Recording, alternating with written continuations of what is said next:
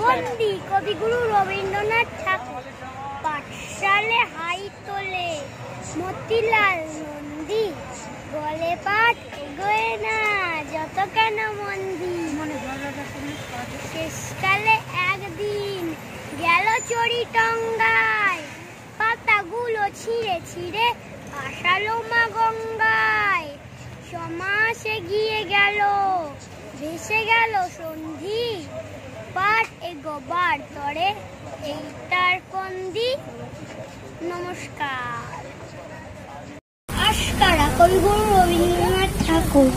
পেছোটাকে মাসি তার যত দেয় আশকারা, মুশকিল ঘটে তত একসাথে বাস করা। হঠাৎ চিমটি কাটে কপালের চামড়ায়, বলে সে এমনি করে ভীমরুল কামড়ায়। আমার বিছানা নিয়ে খেলা ওর চাষ করা, মাথার বালিশ থেকে তুলোগুলো হর্ষ করা।